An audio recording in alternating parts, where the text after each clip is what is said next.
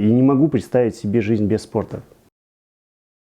Я занимаюсь всегда, я занимаюсь регулярно. Я получаю от этого удовольствие. Я медитирую в момент, когда я бегу, катаюсь на лыжах, еду на велосипеде.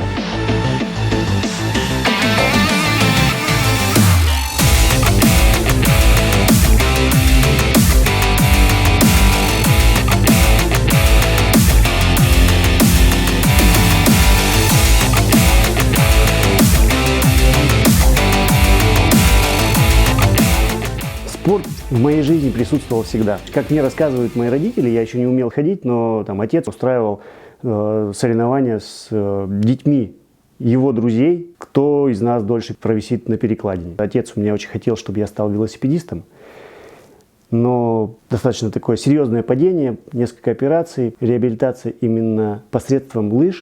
Лыжи были средством восстановления, но так получилось, что там, в 15-16 лет, восстановившись, начал показывать действительно уже такие серьезные результаты. То есть для меня выпуск любых эмоций, негативных эмоций через физическую нагрузку, он действительно очень актуален.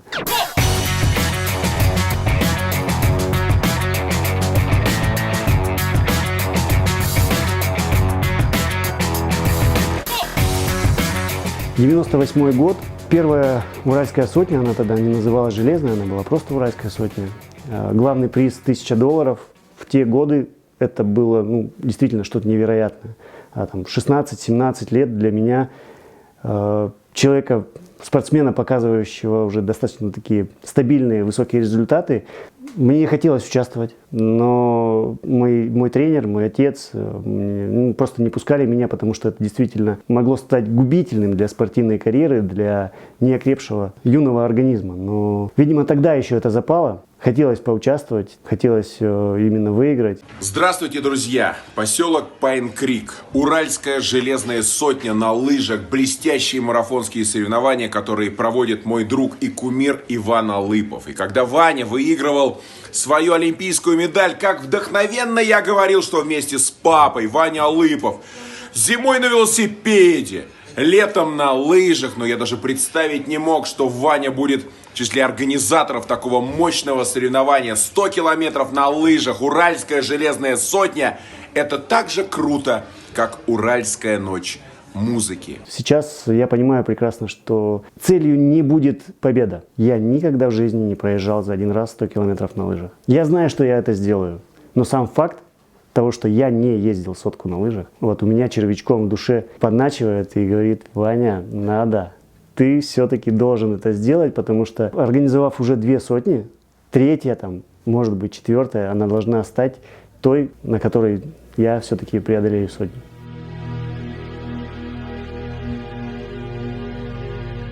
В первую очередь 100, это потому что в России это, наверное, все-таки единственная такая дистанция, единственный такой марафон. Существует масса различных лыжных ивентов, от спринта, заканчивая 70-80 километров, но 100 это действительно уже трехзначная цифра, она интересна. Нашу подготовку к Уральской сотне 2020 мы начали осенью.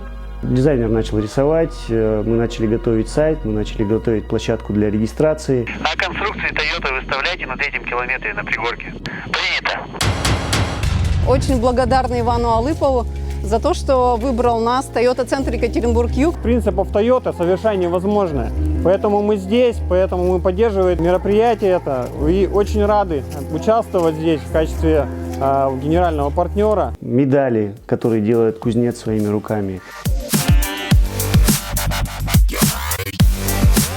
Ретрак, который тащили с другого конца города на огромной фуре.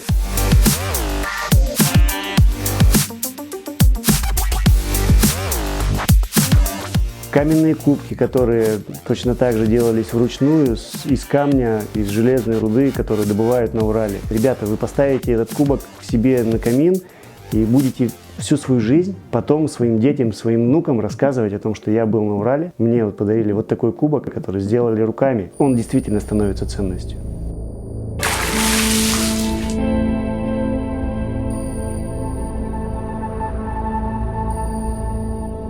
Пайн-Крик – идеальная площадка именно для проведения качественного ивента с максимальным комфортом, хорошим рестораном, с хорошими раздевалками, с возможностью восстановиться приняв сауну, хамам после старта, с хорошей трассой, где нет сложных подъемов и спусков. То есть практически любой может преодолеть эти 100 километров и быть уверенным, что где-то на подъеме или там, на каком-то спуске сломать лыжу или там, не заберется в какой-то подъем.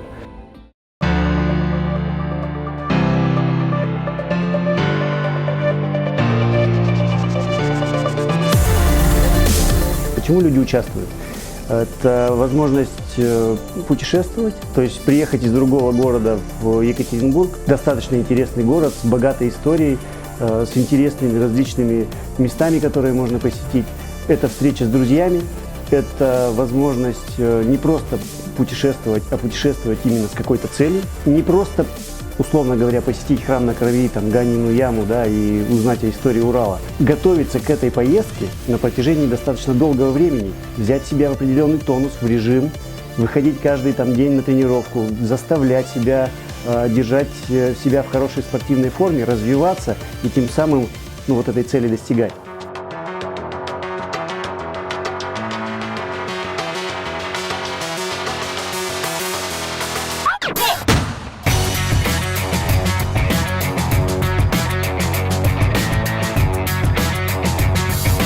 Классно, что Иван проводит такие соревнования на замечательном месте. Очень красиво все оформлено. Это на достойном уровне соревнования.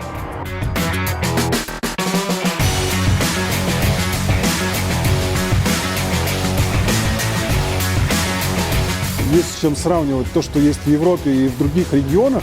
Здесь хороший баланс. Большая часть трассы скрыта в лесу. И несмотря на то, что сегодня была ветреная погода, было очень и очень комфортно.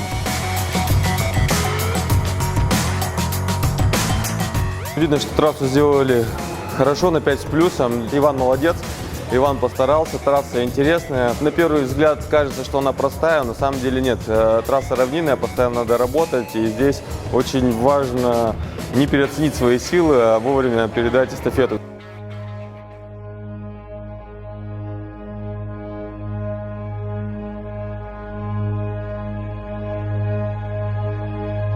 Что касаемо олимпийцев, те, которые приехали ко мне на Уральскую железную сотню, то есть это все мои друзья. Все согласились, потому что и мне они звонят, и я точно так же соглашаюсь, приезжаю с удовольствием на какие-то их праздники, на какие-то их старты. То есть, это наша внутренняя дружба, семья. Я понимал прекрасно, что заведутся такие, как Саша Легков. Ему только дай палки в руки, лыжи надень на него, и его уже не остановить.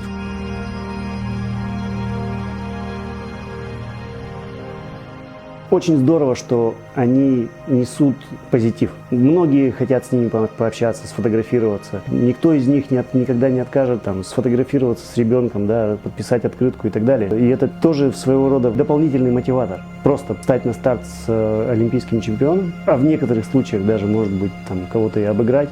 Я считаю, что это очень достойно.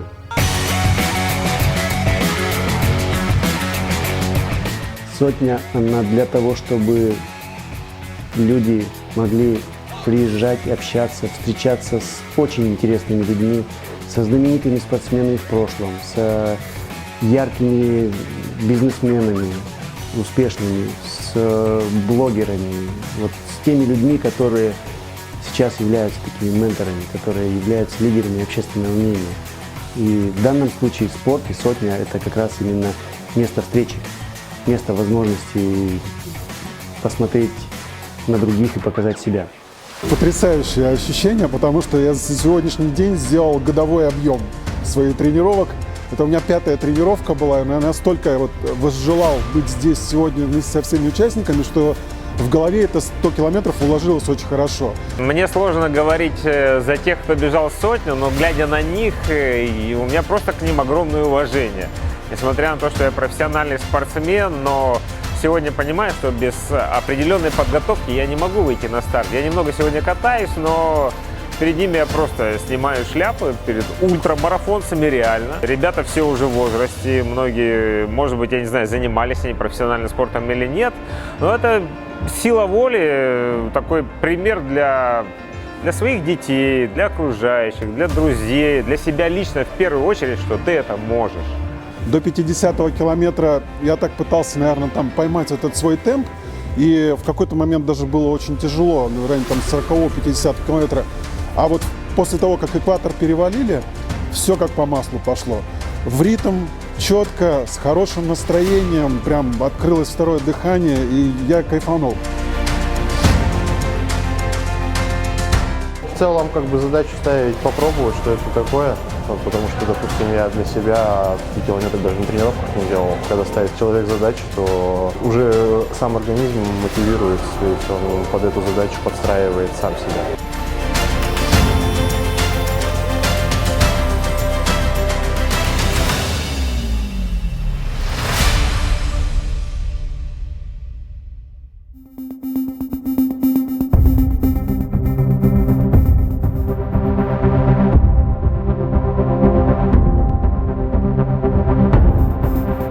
Трасса не такая уж сложная, потому что больше равнинная, но, в принципе, здесь любительский старт, и это очень хорошо. Из-за того, что круг не очень тяжелый, бежалось, на самом деле, даже комфортнее, чем если были подъемы. Посередине этой гонки, где-то около 50 километров, когда мы пробежали, вышло солнце, была мысль о том, что как же круто, что в глазах не темнеет, а светлеет. В других моментах, вообще все прекрасно, потому что здесь много друзей, спортсменов и не спортсменов. В общем, все просто прекрасно.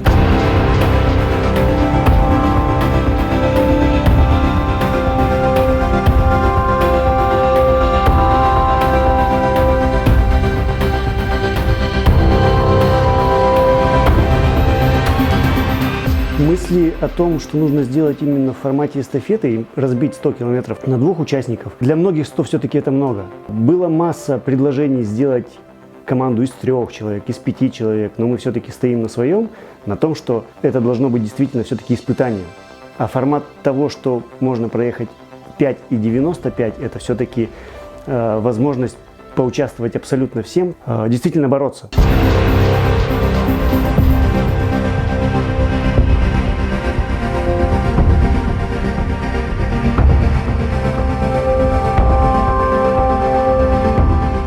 Так получилось, что Иван обратился к нам с предложением совместно провести мощное соревнование. Мы, в принципе, согласились, и параллельно он предложил выступить. Сначала мы посмеялись, и я говорю, давай тогда так, пробежим в паре, я пробегу 10, ты пробежишь 90. В начале января мы начали тренироваться, уверенности стало прибавляться, и через месяц я подумал, что, может быть, я пробегу 20 километров. Неделю назад мы пробежали здесь же 30 километров, и я подумал, что почему бы не попробовать и не замахнуться наполовину. Создали команду, и я бежал не один, бежал с партнером, он мастер спорта по плаванию, Михель Андрей. И, в принципе, пробежали с одинаковым временем, он 50 километров, я 50 километров. 2 месяца назад я не мог бы даже подумать об этом. И я считаю, что это, конечно, полностью и целиком заслуга Ивана Алыпова, потому что без его участия, я думаю, что такое бы вообще в принципе не могло произойти.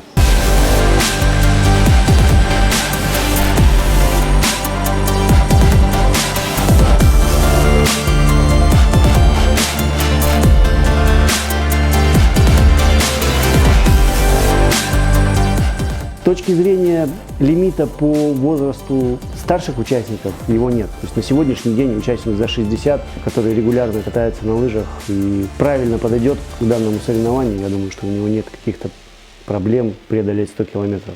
Самое главное, чтобы не было противопоказаний врача. Обязательно будет лимит не моложе 18 лет, потому что все-таки Уральская сотня – это соревнование именно для мужиков и красивых девочек. Ощущения вообще великолепные. Это такой адреналин эмоций. Любое спортивное мероприятие вызывает массу ярких, положительных эндорфинов во всем теле. И в прошлом году, и в этом году у нас участвовали девочки, которые прошли 100 километров индивидуально. В прошлом я спортсменка, биатлонистка. В прошлом году смотрела, но в прошлом году мне было бы не пробежать. А в этом году я подкаталась, в принципе, пошла попробовать. Поначалу вообще не поняла. А потом, пришло ощущение, что прошла всю дистанцию. Я, конечно, настраивалась на 60, но прошла всю. Что классно, что бежишь рядом с людьми, профессионалами. Мы абсолютно даже не то что любители, а просто, не скажу, что первый раз на лыжи встали, но сюда приезжаем, берем уроки, нам нравится, у нас такая тусовка своя. Поэтому для девочек это, я считаю, женский клуб, это очень классно. По интересам все мы разные, все мы при этом энергичные, хотим чем-то обменяться. И вот когда еще приобщение к спорту, ну это вообще просто. Прекрасно, потрясающе. Это такой позитивный опыт, а мне есть чем сравнить, потому что до этого я уже принимала участие в других лыжных марафонах, например, в Европе, Азия, в гонке Левкова в Москве.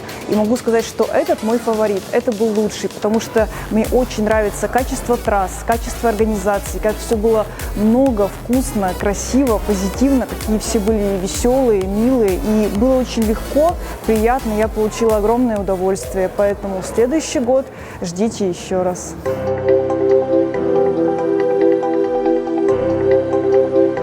Нашей особой традицией является то, что мы все участники, зрители, болельщики, все встречаем последнего участника. Человека, который действительно преодолел себя, боль, страх. И человек, который приходит на финиш последним, должен получить максимум эмоций. Последний участник у нас под аплодисменты всех присутствующих заезжает на финишную черту, ему одевают вот эту вот медаль. И действительно, это очень крутые ребята, потому что они, правда, не умеют кататься на лыжах, но ставят перед собой вот эти вот цели и достигают. Огромное уважение к таким участникам, которые именно не боятся, выходят на старт и, несмотря ни на что, но доходят до финиша, и это прям нереально круто.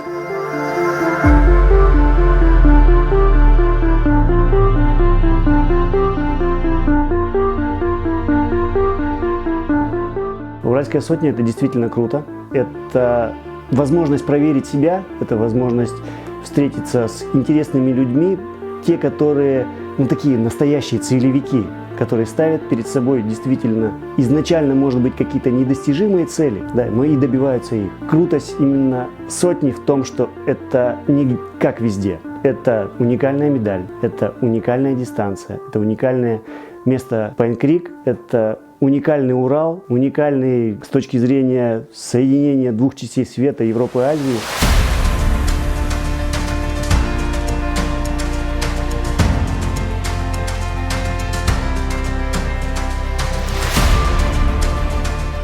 Когда становится тяжело, ты сам себе задаешь вопрос, нахер тебе это надо? И зачастую человек на этот вопрос отвечает, действительно, да, и перестает бороться. Но если есть цель,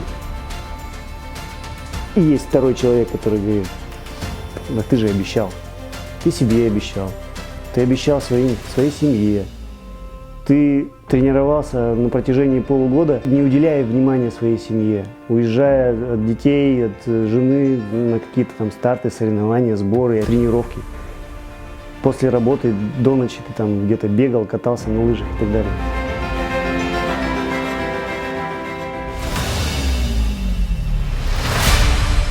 И что это сейчас? Вот все просто взять, бросить и как им смотреть в глаза?